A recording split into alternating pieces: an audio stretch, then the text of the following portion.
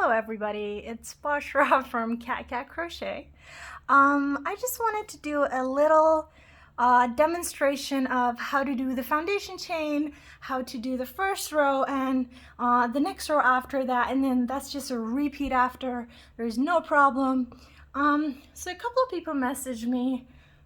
Sorry, I'm a little out of breath because I was chasing my cats because they were fighting and I had to deal with that whole thing, but basically asking why is the chains written as 17 plus 1 plus 3?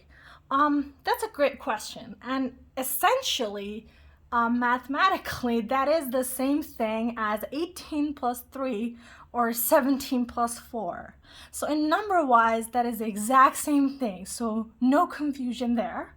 But the reason I put it in that format is because I wanted you guys to know that the pattern repeat in this design is a 17 repeat, not an 18. And that's the only reason I put it in that format. But you guys go ahead, I will clarify that in the final revision of the pattern, so you guys can go ahead and just chain multiples of 17 plus 4 or 18 plus 3 as you like. So I'm just going to do a little sample today. Just a small thing so you guys can basically get the gist and you're good to go from there. So I make a slip knot and I'm going to do 2 multiples of 17, which is 34, plus 4, so 38. I'm just going to chain.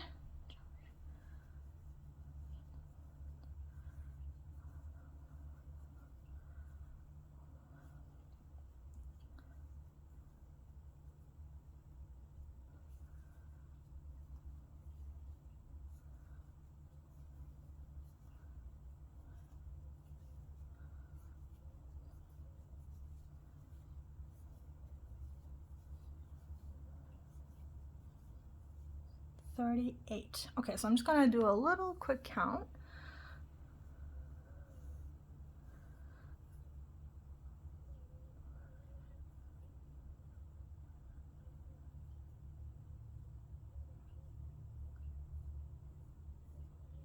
Perfect. I got 38 and we're good to go now. So so the first step is, it says put 2 double crochets in the 4th chain from the hook. If we have any UK folks in this chat, that's a treble crochet in the US. So how you count is just basically not the chain that's on the hook, but after that. So 1, 2, 3, and 4. And I like to work in the back bump because it gives it a cleaner edge, but you don't have to do that. You can work in it like that as you're comfortable. Whatever it is that you've learned to do that. It doesn't matter. So what I'm going to do is yarn over 1, 2, 3, and 4. I'm going to put 2 double crochets in that chain. That's my 2 double crochets. And just so you guys know, the first 3 skipped chains that we had right there, that counts as a double crochet. So we essentially have 3 double crochets right there. Now, what's the next step? Double crochet in the next 5 chains. So as you see, that's the next bump. 1, 2,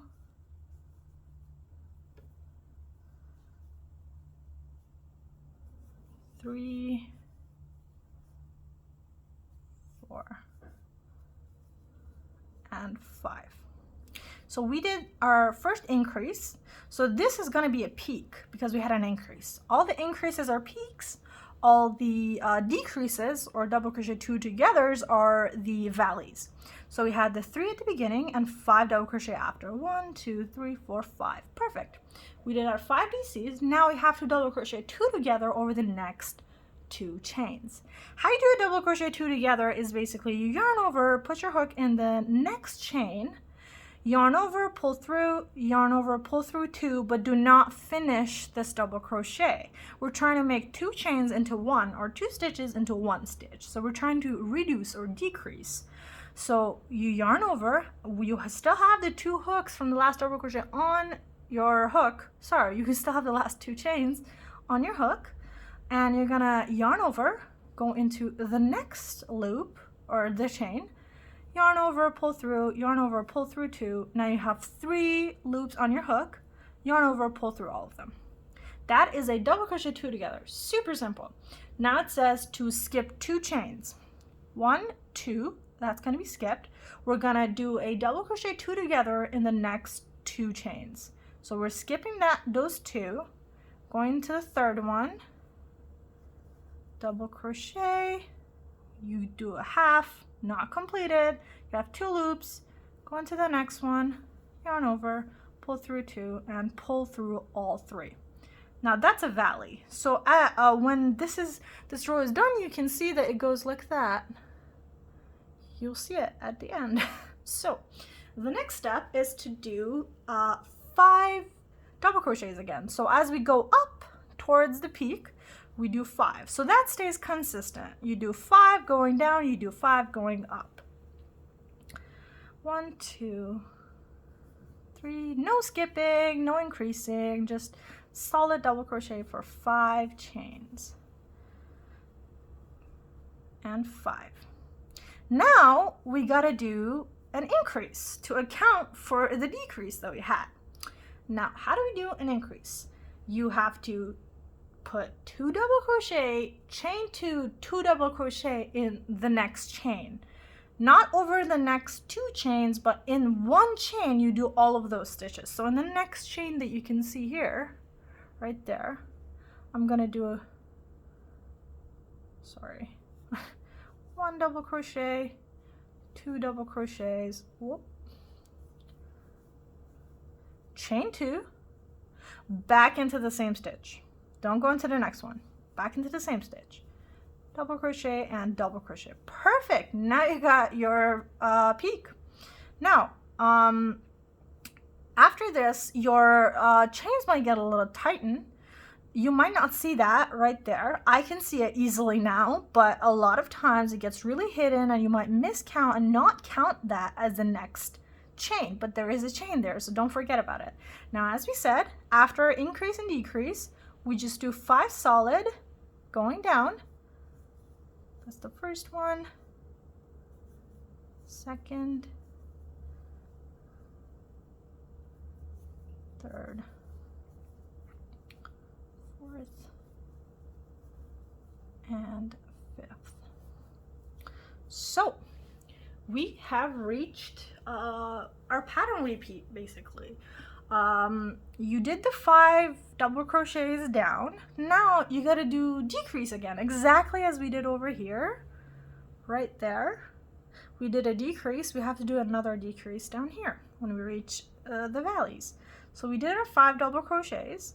Now we do double crochet 2 together over the next 2 chains. So an incomplete double crochet and another one, and then pull through all 3. Skip the next 2 chains, whoopsie, double crochet 2 together over the next. So this skipped chains here, they act the same way as the increased chains do up here. So they account for that increase there. You skip some chains to make sure the number always stays the same and it gives you the zigzag format. After the decrease, you do 5 solid, and if you're reaching the end of your row, now it might take a lot longer if you're doing a full top, but the sample is nearing its end. I did 1, 2, 3, 4, and 5. You should have just 1 stitch left right at the end, right there. In that stitch, you just put 3 double crochets, and that's it. Nothing else. No chains, no nothing, just 3 double crochet. And that ends your row. Now, this is where you would join a new color. So as you're doing your last double crochet, you chain through 2, and you pick up a new color and put it through, and you've got your new color for the next round. I don't have a new color with me right now. If you guys want me to do a small video of that, I will definitely do it, but this is just a small demonstration of how to do the peaks and the valleys in the first row. So the first row is done. It looks a little wonky, but you get the gist. The next row is basically the only thing that's different is the beginning of the row. Oopsie, I undid that double crochet for no good reason. All you have to do is chain 3, and your chain 3 is on the body of the top always counts as a double crochet. So that's your first double crochet. Return your work. In the same stitch, not the next one, the exact same stitch that the chain 3 came out of, you're going to put 2 more double crochets. So that will keep it equal. Now all you got to do is exactly as row 1, go down, put 5 double crochet 2 together, skip 2 stitches. Same way we skip 2 chains down here, you're going to skip 2 stitches up here. And then go 5 up, up. You reach the chain 2 space right there. That space, you're going to put 2 double crochet, chain 2 double crochet into that. Go down, 5 double crochets. You do your decrease, so double crochet 2 together, skip 2, double crochet 2 together, go 5 up, and 3 double crochets in your last stitch. And remember that your last stitch it looks wonky, but after that first row it'll be more clear, but this is the skip chains that we did in our foundation row. Don't forget it. It looks like that's the last stitch, but that's not the last stitch. That's the second last stitch.